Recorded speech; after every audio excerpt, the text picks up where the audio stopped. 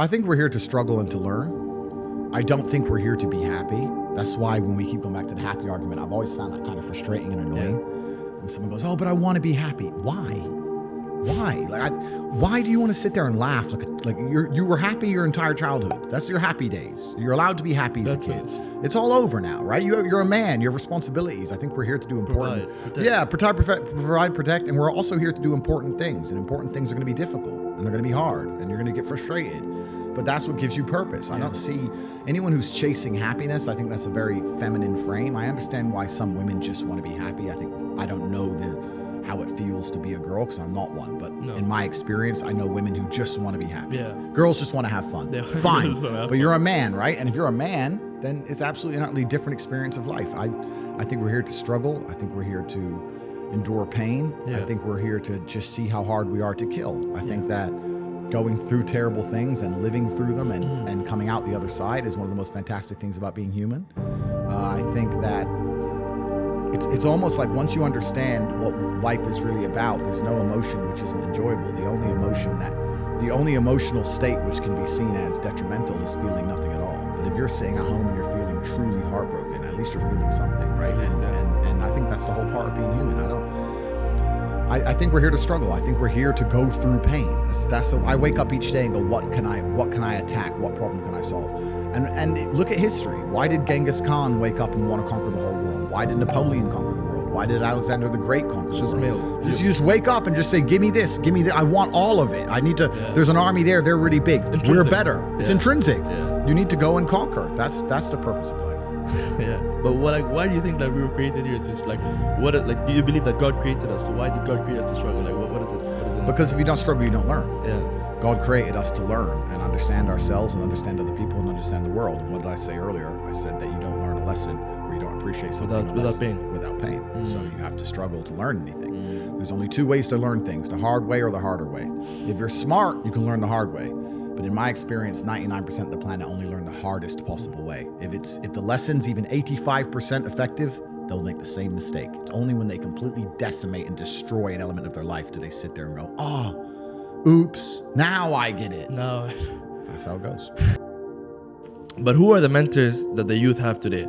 Or is it the rappers that are all on drugs and all like overdosing, which is very tragic? But which mentors do the youth have today that they can look forward to that says, you know what, it's not cool to do drugs. It's not cool to just party. It's cool to work and to sacrifice and to put your goals as number one and actually, like, you know what I mean? Like, grind towards something, have goals and chase them. But that's done on purpose. Yeah. The mentors, the idols, the icons that they purport to the youth via the Matrix are degenerate. Because they want a degenerate class of semi-miserable, sad people. Yeah. You're never going to be truly happy in your mind if you go against the teachings of God. I don't care how much money you make. If you're a bad person, you're not going to feel happy. I don't care how much money you make. If you snake people or lie to people or do bad to people, you're never going to feel happy true deep in your heart. True in your heart, we're intrinsically designed to do right and do good. And that's something that God gave us. And when you have that, you understand that that's more important than anything else. So these people who are up here promoting degeneracy, saying, take Percocets and bang girls and drink vodka and you're going to be great. I drink. I'm not saying I don't drink, but that's not my message, right? Yeah. And those people are never truly happy, and they're trying to purport that and convince people to do the same, so that the whole populace is never truly happy. And like I said, now we go in circles. We've already discussed why they don't want us to be happy. Exactly, so that's why. Do you think the drinking is like an escape of sorts, or? I love alcohol, right? I drink, right? So I'm a drinker, but it's not my message. I don't sit here on a podcast and say, everyone drink.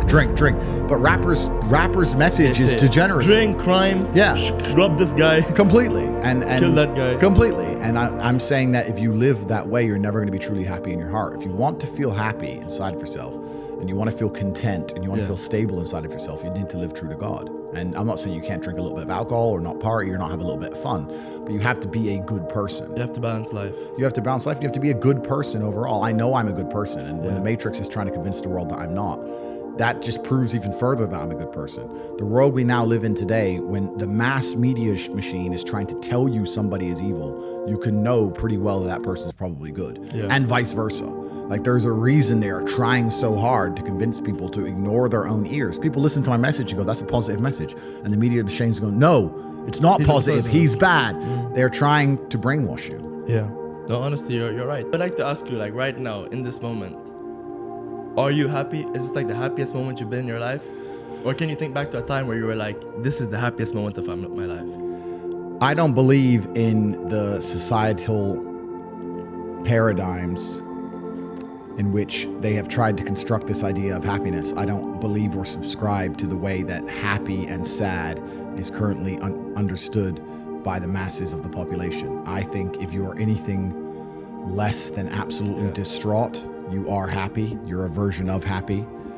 It's like saying gray is a version of black, right? No matter how light the gray is, you can still call it a version of black. And unless you've gone through an event, which hopefully doesn't happen too often, like the passing of a family member or something that's truly destructive and detrimental to your mindset, besides these events, which hopefully only happen a few times in your life, you should be happy. If you're not crying or paralyzed in silence due to the absolute magnitude of a detrimental circumstance or the absolute magnitude of a negative event, then you are a version of happy. So I am always happy is the short answer. I don't believe in not being happy. I don't believe in not saying to myself I'm happy. I'm always a version of happy. And this idea of chasing happiness and always being concerned and preoccupied with how happy you are is actually the biggest mistake that a lot of people make, I think, in the world today. Especially men who wake up and go, oh, I don't really feel happy, so I need to get happier. And that's how they end up down a hedonistic path of drugs or alcohol or gambling, chasing pleasure. I don't care how I feel. Yeah. I don't care if I feel happy or sad. It doesn't really affect what I do each day. I do the exact same things. I act the exact same way. I don't care. Yeah. I don't put weight to the significance of the emotion. So I always consider myself a happy person, but if I woke up and I was slightly less happy one day than another, it wouldn't affect anything I do and I wouldn't put any relevance to it. I'm human and that's life. And so am I any happier now that I have hundreds of millions of dollars than before I was broke? Yeah.